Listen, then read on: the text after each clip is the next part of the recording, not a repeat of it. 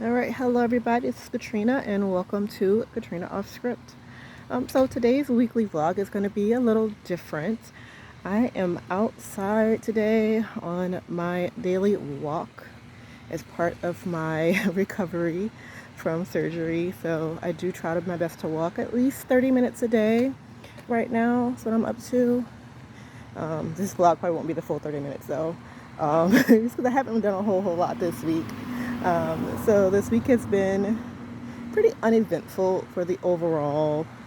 I went to the parks with some friends, did some stuff around the house. I've been applying for jobs, updating my disability stuff. Ooh, wait, hey guys, there's a gator. So I live in a large apartment community, and I don't want to get too close, but we have a large lake in my apartment complex, or community, I should say. It's like a couple different complexes all combined together, and we have gators in our water. And there's one of the gators. I saw this one and another one yesterday on my walk. I posted those videos on my Instagram reels, which I may start posting some of those here on YouTube as shorts, just for more things to post. But yeah, he's just chilling in the water. We'll see if we see the other one. But I'm gonna come back and zoom out. There's my lake. Sometimes people walk around the whole thing. There's like grass all the way around. I never do that. I'm not that brave, but I stick to the sidewalk that we have. We have the nice sidewalks all throughout the community, so it makes it very safe to walk around. So yeah, let's go back to that weekly update. So today marks 4 weeks post-op. I'm healing quite well, honestly. Very minimal pain. Every once in a while I'll get some pain, but overall it's been pretty well. I'll go back to work in a couple more weeks, which I am excited about. I'm going to be so honest, like working or not working has been really hard. So there is that. I'm actually going to reverse my camera. Give me a moment. There we go. So what was I saying? So yeah. So I'm excited to go back to work. While I do love my job, like I mentioned earlier, I have been applying for other jobs, mostly just because I am ready for something different. I do want to hopefully find something that pays a little bit more, and maybe allows me to also work from home.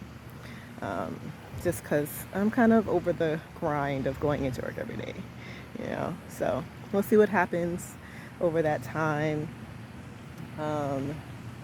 What's about to? I have started streaming, playing my video games on Twitch. I know I mentioned before that I may not have mentioned before that I eventually want to break into gaming and streaming video games, but I don't have like a typical console. I have a Switch Lite, so I kind of jimmy rigged the setup, and I basically created a setup for myself to film. So I use my iPad camera.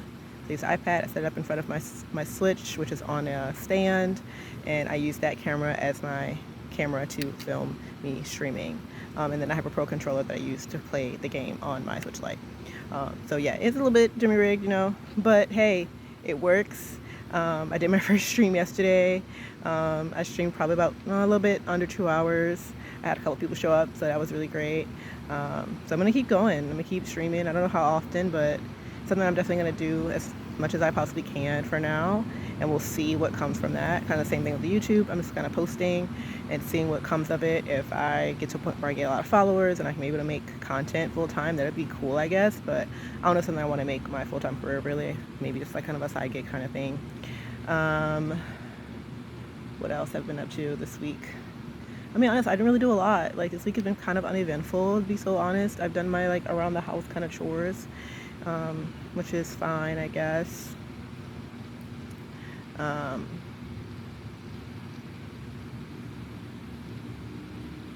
am considering doing another park day soon, just to get out of the house.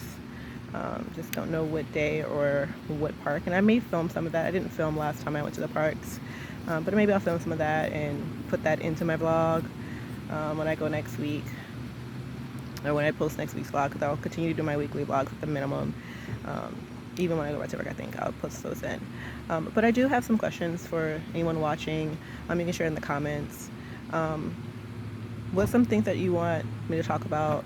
I do have a lot of interest. Like I said, I love playing video games. I love reading books, so I can always talk about all my favorite books. I know I mentioned I would do a video about my books at some point, so I probably will still do that. I've posted a short, or posted some reels already, some content on my Instagram about my books, so I'm going to continue posting there for sure. But I definitely think I'll do some stuff, maybe talking about my favorite books, or even going to the library. I just have to go early because my library over here closes at like 6 o'clock.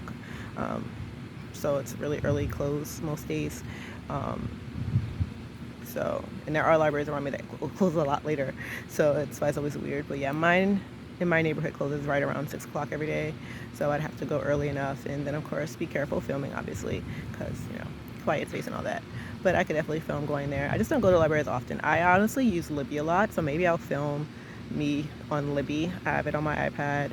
I use Libby a lot for my books. I do a lot of ebooks. I don't have a large physical library at all, just because I don't have a lot of space, and books are expensive. So I do my support by either obviously supporting them through Libby, checking out books that way, because that encourages the libraries to continue to buy their books, of course, and get the licensing agreements. And then, of course, if I really love a book, I will buy a physical book if it's an author that I really love. And I will definitely purchase ebooks as well. Again, it has to be rereadable for me. It's one big thing about me with books. I've always loved books, but I am a rereader. I know some people who won't reread, which I find really odd. Like, why wouldn't you want to reread a book if you really loved it? But I get it. There's a lot of books. There's only so much time. So at the same time, I do get it. But yeah.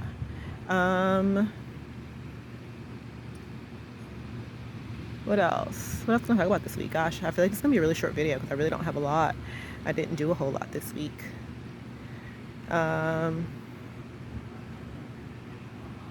Something I have been thinking about, and these are definitely things that will definitely apply to my millennials for sure. How are we feeling about being called out for so many things? We're being blamed for a lot of stuff that's happened, and we're being called all kinds of things by the Gen Zers.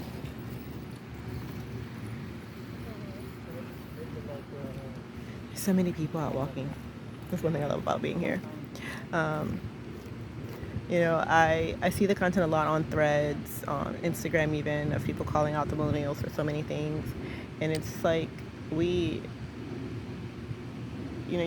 people call us jaded, but I feel like as millennials, we grew up with so much happening in our lives all at the same time, and not even at the same time, but all of it happened back to back.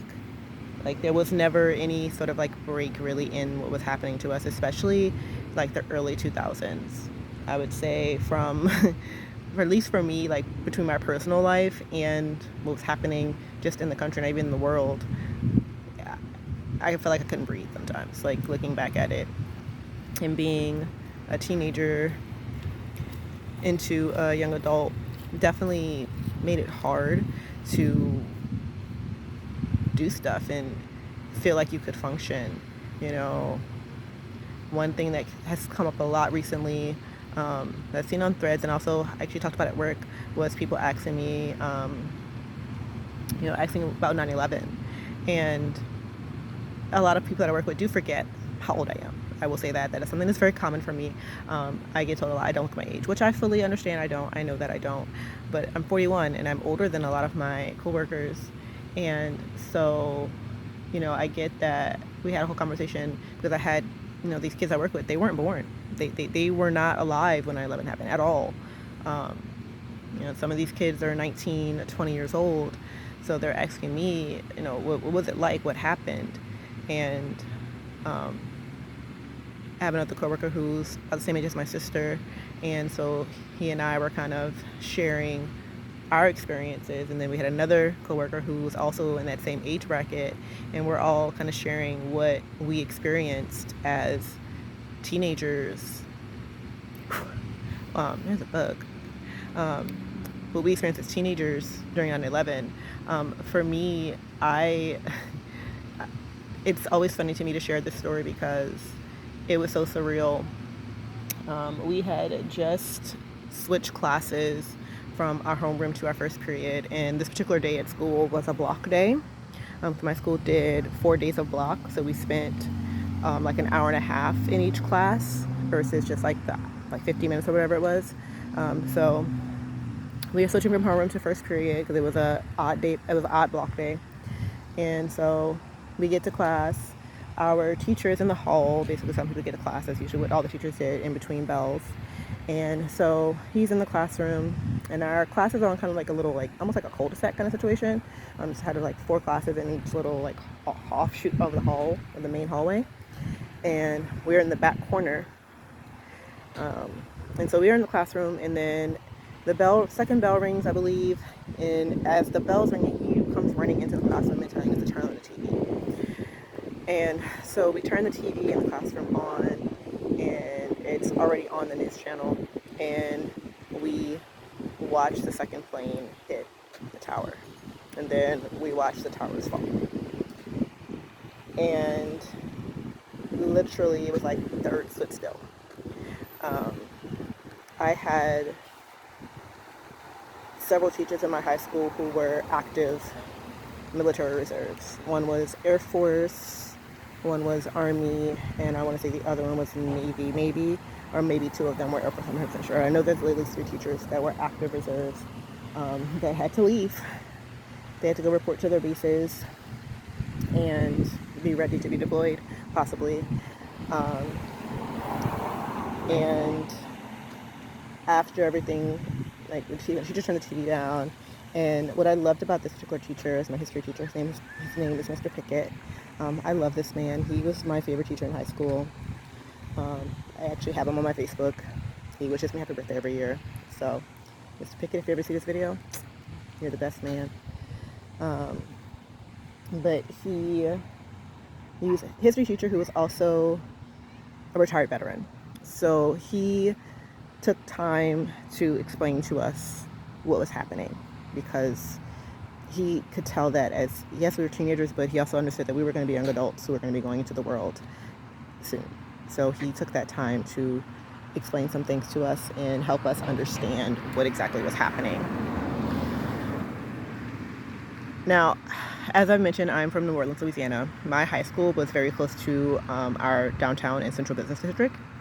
And so our high school was put on a lockdown. No one allowed in, no one allowed out while they figured out what was going on. Because, of course, as we're watching everything, they find out that there's other planes that are missing, that have been hijacked or potentially been hijacked. So now, of course, they're trying to figure out where are these planes, what is going on, what is happening. My mom was at home. Again, at this point in time, she was working night shifts and stuff and working really late, so like basically overnights. So she usually would sleep while we were at school.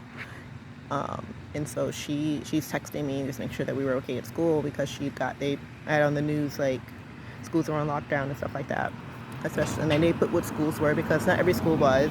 It was mostly the schools that were close to basically that downtown area of New Orleans, which, if you've ever been to New Orleans, downtown is where all the tourists are for the most part.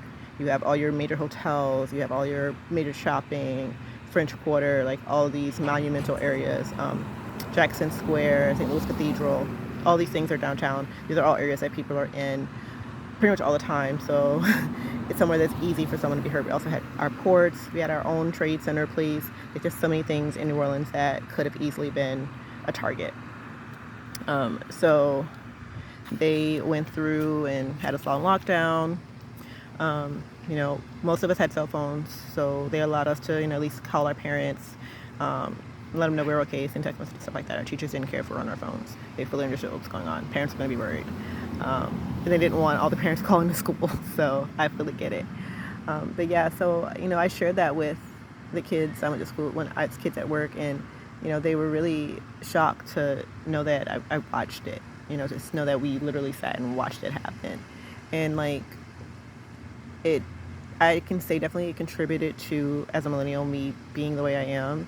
I don't look at things the same way I think as other people might, because of that.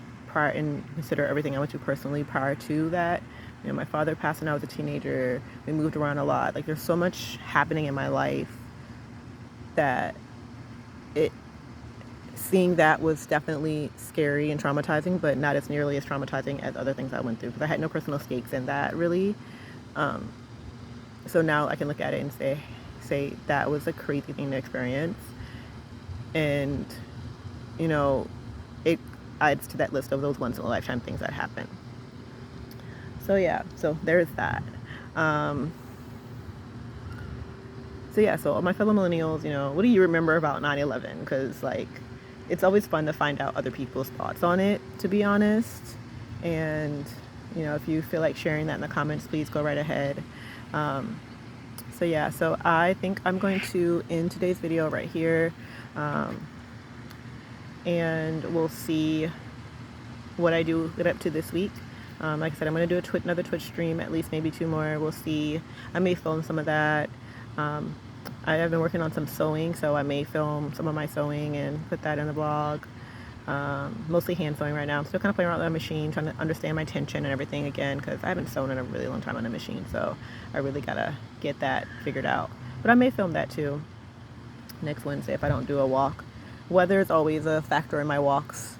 I do come later in the day, so it's not as hot outside, because I'm in Florida and it's hot, okay?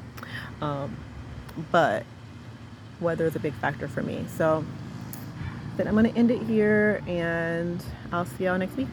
So this is Katrina from Katrina Out Script. See you next time, guys.